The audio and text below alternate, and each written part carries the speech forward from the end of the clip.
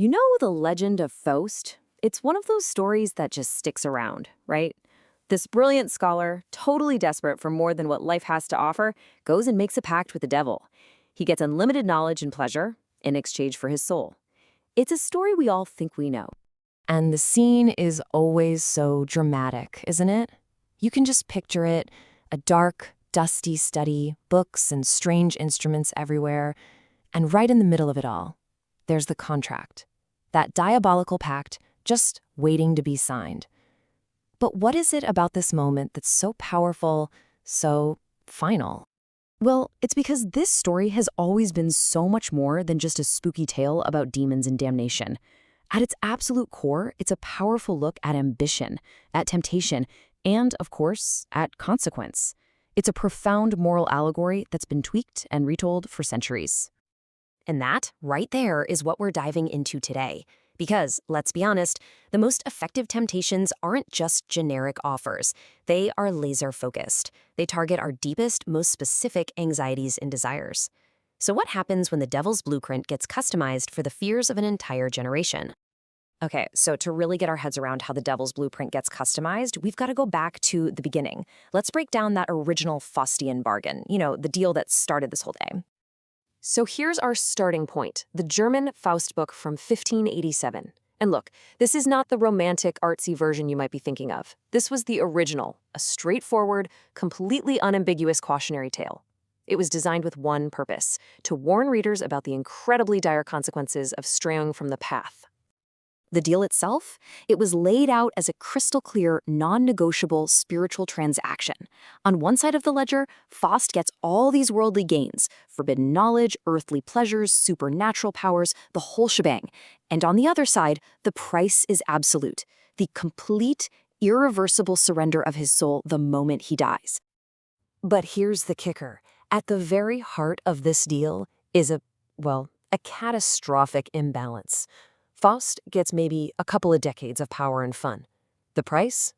An eternity of damnation.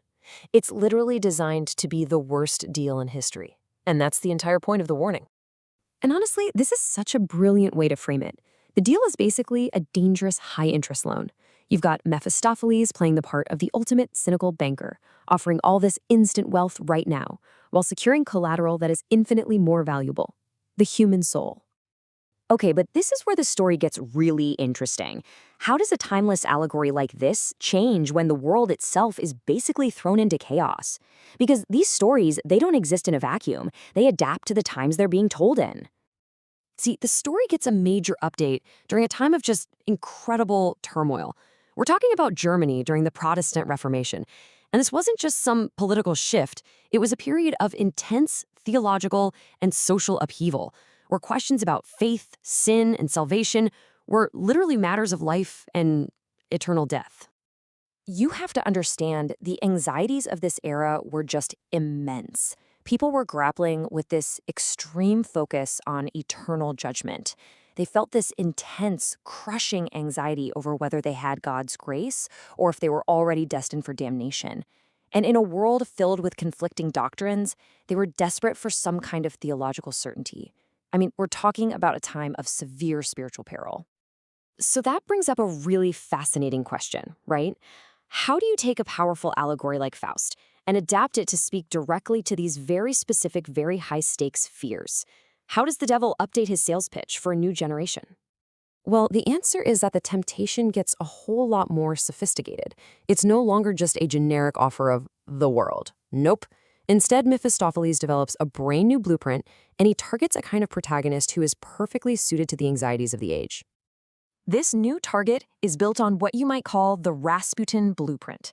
Think of a charismatic scholar, or maybe a disillusioned cleric, or a mystic, someone who's already kind of operating in that gray, ambiguous spiritual territory. This is a person whose biggest weakness, their greatest vulnerability, is their intellectual pride. And to this kind of person, Mephistopheles isn't just offering some crude, basic power. He offers something far, far more seductive: the illusion of completeness. He promises unrestricted freedom from the rigid rules of the church, a way to rise above human limits and find certainty all on your own terms, which is, of course, a beautifully crafted, self-destructive trap.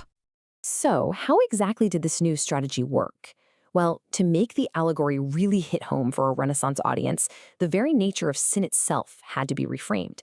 Basically, the temptations themselves had to be updated for the times.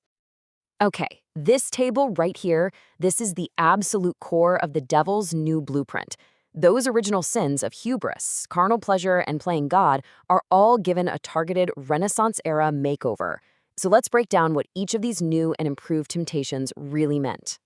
First up, intellectual pride isn't just about simple arrogance anymore. Oh no. It's reframed as the pursuit of ultimate Gnostic certainty. Think about it. In an age of religious chaos and confusion, what could possibly be more tempting than knowing God's mind directly? To finally understand predestination, to unlock the secrets of creation itself, all without having to go through the church.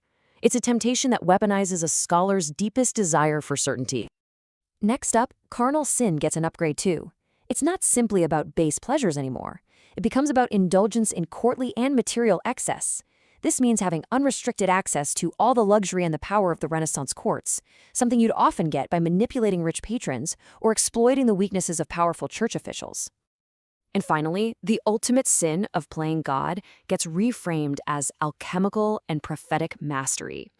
This is the temptation to use forbidden arts. We're talking black magic, occult science, to achieve godlike power. And not just for personal gain, but to actually influence geopolitical events, to predict the future, or maybe even achieve immortality. But here is the absolute crucial point. No matter how sophisticated the loan is, no matter how customized the terms are, that debt always comes due. The contract is absolutely binding. And so, the story always ends the same way, with the tragic foreclosure of the spiritual debt. The soul that was put up as collateral is collected. No exceptions, no extensions. And this delivered that powerful moral lesson with even greater force for the people of that time. And this image just brilliantly captures that timeless conflict, doesn't it? It forces this brutal confrontation between fleeting, immediate gratification on one side and an eternal, devastating consequence on the other. By reframing the temptation so perfectly, the Renaissance allegory made its warning against spiritual and financial illiteracy incredibly potent and deeply personal. Which, of course, leaves us with a pretty provocative final thought. The Faust legend has always adapted to reflect the anxieties of its time. So, if the Devil's Blueprint were updated for the 21st century, what would it target? What are our deepest anxieties, our most seductive temptations? What would be the sins he offers us?